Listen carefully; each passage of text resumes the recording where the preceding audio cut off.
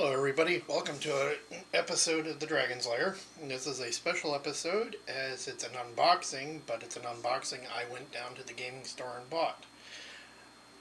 I think many months ago when I found out that they were reproducing it, I was going to do a video of it, and I am. The new modern updated version of HeroQuest. And for anybody that doesn't know what HeroQuest was, or is, it was a 1980s board game designed around kind of like Dungeons and Dragons and Warhammer. The miniatures were designed by Games Workshop, Citadel Miniatures, for the game. And it was done by Parker Brothers, which was eventually bought out by Hasbro. And so, this is the new version. It's a bigger box. I wish I still had my original version, but it got left outside and got rained on, and the only thing I have left are my miniatures, or the actual heroes. So here's the original wizard, the original barbarian, the original dwarf, which is molded after the Citadel Miniatures White Dwarf, the original White Dwarf, and the fighter. But it was a cool board game. You created characters, or you can advance the characters that were already there, and you basically dungeon crawled. You had a GM telling the story. It was a really cool board game. It's what some people played that got them interested in Dungeons and Dragons, and it's some Dungeons and Dragons players played when they didn't have their group, their whole group, or just part of their group was missing, so they figured, okay, they pull out the board game and play that for the night. It was really cool. It was really fun. And it spawned many other board games, like Dragon Strike, which was a D&D board game. And then it went on to become Advanced HeroQuest. and then Citadel Miniatures and Games Workshop created their own Warhammer Quest. And then there's a, for the people that play card games, Munchkin Quest, which is basically the same thing as Munchkin, but in a HeroQuest style setting. And I do own those. I do own Warhammer Quest, the original one. I don't have the newer, updated version. And I do own Munchkin Quest, which I played both, and I like them. As you know, I'm a huge board game fan. I love board games. I collect multiple different Monopolies and Clues and Lifes, and multiple other board games. I am on the lookout for the original HeroQuest box complete, and it's not going to be cheap. It's going to be around the same price that I paid for this one. So, this ran about average of $125.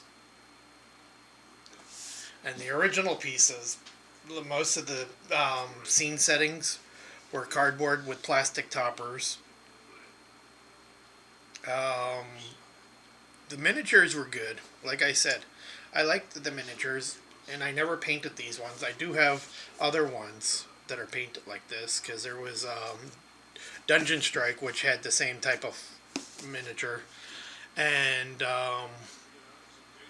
Advanced Dungeons and Dragons 2nd Edition Basic Players set that taught people how to play AD&D. Came with the same style of miniatures. Because back in the day, Reaper wasn't around, and it was Roll Partha, Citadel, and a couple of other small companies. And Roll Partha is actually part of WizKids now. And now there's WizKids, Reaper, Citadel, but Citadel more or less just makes miniatures basically just for their Warhammer Fantasy, Warhammer 40K, and expansion sets. They don't really do much in fantasy miniature gaming anymore.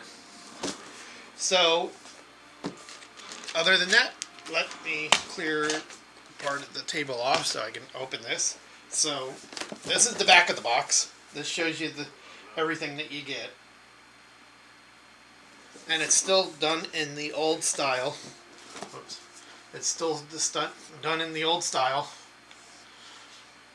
The board is a little bit more modern, but it's basically the same board. And I like how the things are all packed now. Instead of having them just thrown around and stuff, they actually are sleeved. So here's the board. I wish I still had my original board to show you, but basically it's newer colors, and the side that says HeroQuest is a little different, but the board is exactly still the same. It did not change.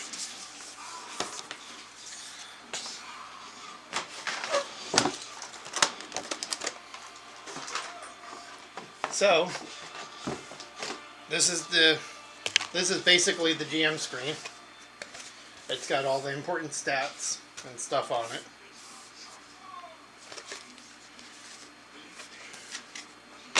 And then it comes with a rule book. Comes with the rule book, which almost looks exactly the same. It's just more glossy, sorry. Being an English major, you think I would know how to speak. And the pages are a little bit more colorized. So, and then it comes with the HeroQuest quest book. You can play different quests or go from quest 1 all the way to the last quest and upgrade your characters. Quest 14, Return to Barak 4. So, and it shows you how to set up each of the dungeons for each quest.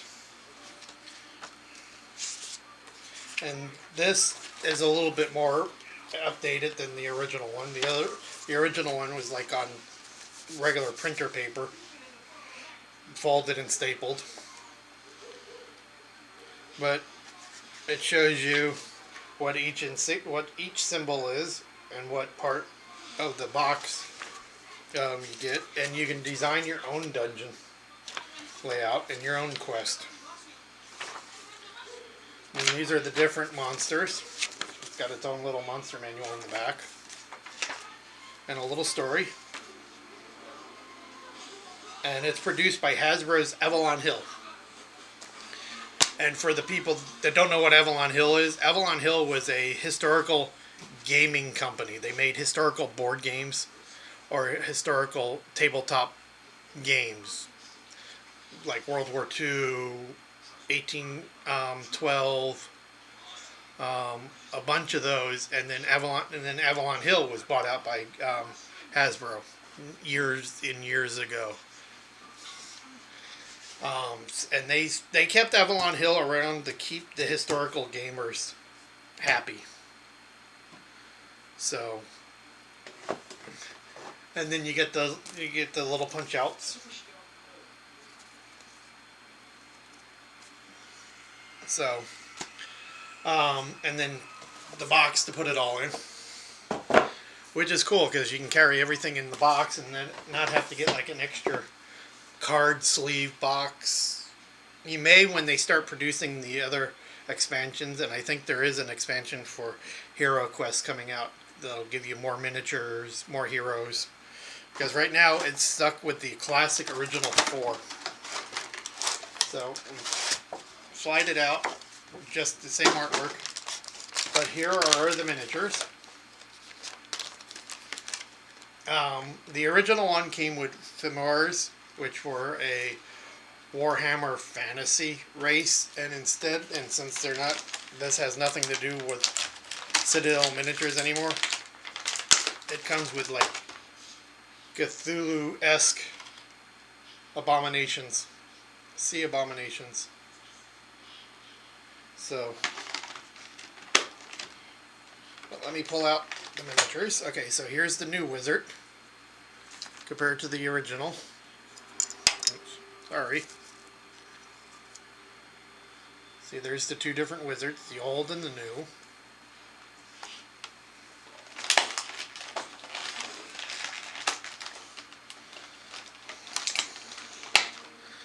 Here's the barbarian. Here's the new barbarian. Here's the old one.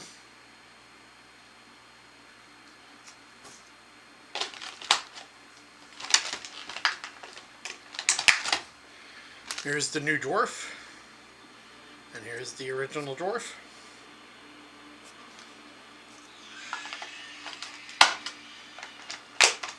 And the fighter. Here's the new fighter. Or is this the elf? This might be the elf fighter. It's been a long time since I played it. But see, there's the two different versions. So they have come a long way. They have gotten better with their miniatures. Mind you, these were good miniatures. Good cheap miniatures for the time. So you have orcs. You have orcs, you have orc warriors, you have the evil wizard, you have skeletons, you have goblins, you have mummies and zombies, chaos warriors,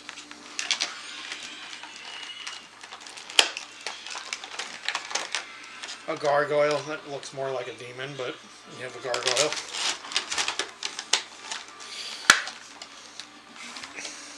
I do like the miniatures, and they are paintable, and you get the playing dice, so everything fits in these, so you can just keep them transported in this, and everything fits in the box. This one's a little heavier, because this one is all the other stuff.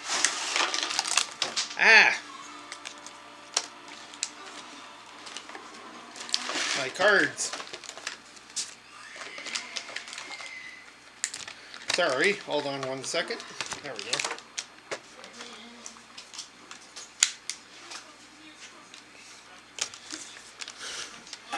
Okay, so here's basically the character sheet. It comes in a pad.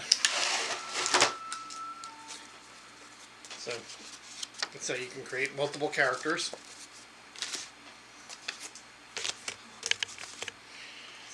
And then you got all this. Okay, now what fell? Oh, one of the tables. So you got all the scenery stuff. You got the doorways, the archways, and there are some that are doors, but the doors don't open in this one. And in the old one, they were like this, and then you just put a cardboard door over it. Then you got the bookcases, the cabinet, which in the old one, the cabinet tops were just plastic, and then everything else was cardboard. You got the fireplace, which was the bottom part was plastic, and the whole fireplace was cardboard. But the fireplace is well detailed. You got the three chests. Let's hold it this way. You got the three chests. You got rats, you got skulls, you got like a artificer's table,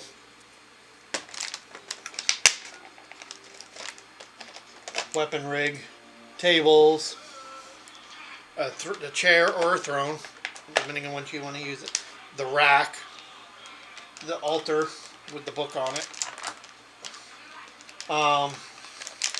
And this I find cool, because as I said, everything was like plastic with cardboard toppings, or plastic with side walls, or paper cardboard walls. But the sarcophagus actually opens, and you can stick stuff in it. pull up the altar table. Here's the altar. And I like that the candles are actually on it now. So there's the book and the book stand.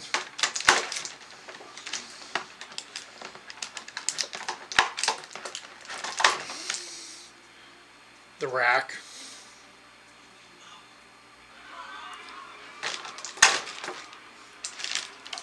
So that's the new version.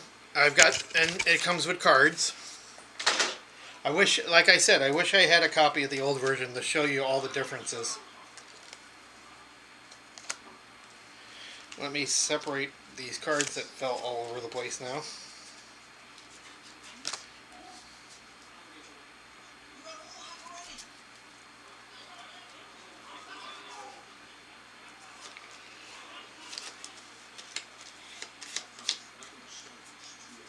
Okay. So you get treasure cards.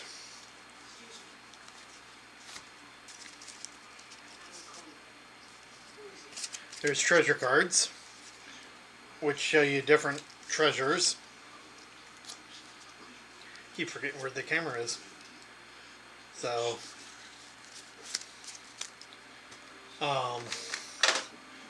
you get different spell cards for the different spells. So you have air spells. They're 4 elemental spells, and then you got the bad guy spells. Fire, earth,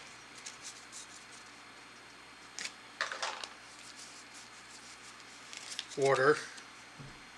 Those are the elemental spells for your wizard. And then the dread spells, which are for the evil wizard and stuff to use. And here's a sample of one, ball of flame, which I don't see why a good guy couldn't use it, because you have fireballs in D&D.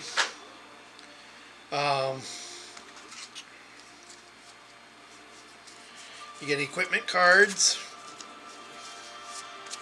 that look like this, and they're of equipment that you can find in the catacombs of the on the board.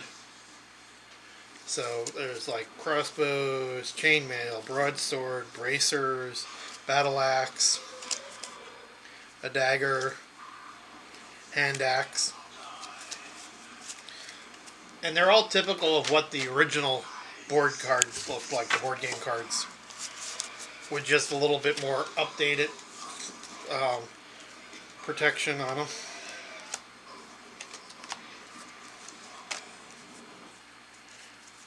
And then you get the card. Then you got cards with the monster stats.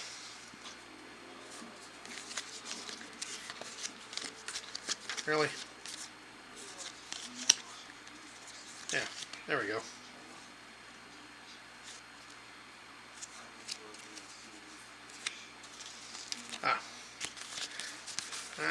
There we go. Okay. See, and they have the monster in the back, and then there are all the different monsters. Red warrior, skeleton, zombie, mummy, goblin, gargoyle, abomination.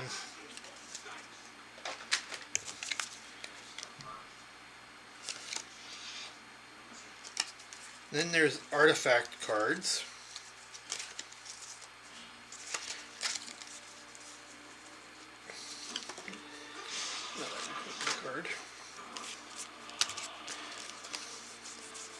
Then artifact cards, which look like a classic tome.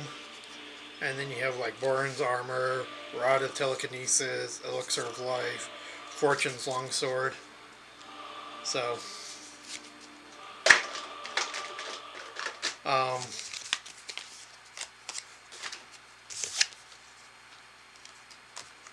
then you have the card stats for your characters. You have the dwarf, the elf, the wizard, and the barbarian.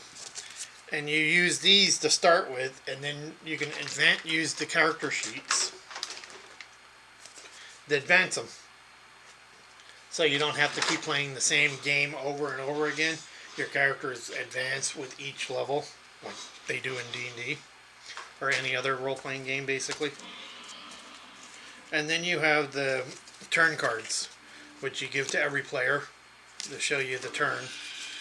And the basic game only allows you 4 players, and expansions will put you up to more players. So, but that's the new version of Hero Quest. It's a cool game.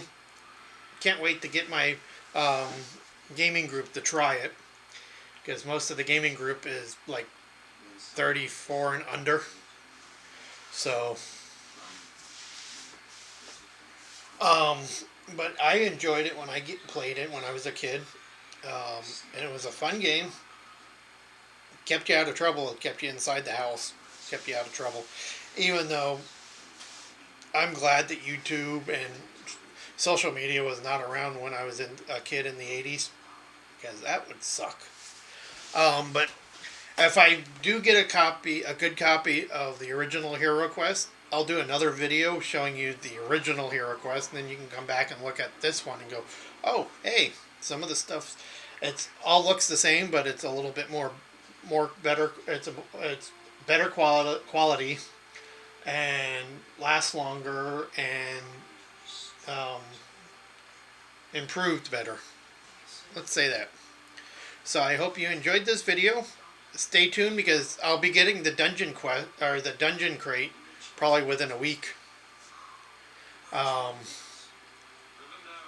So I'll be doing a video on that. And stay tuned. Watch my other videos. Follow me. Tell your friends, and have a good weekend.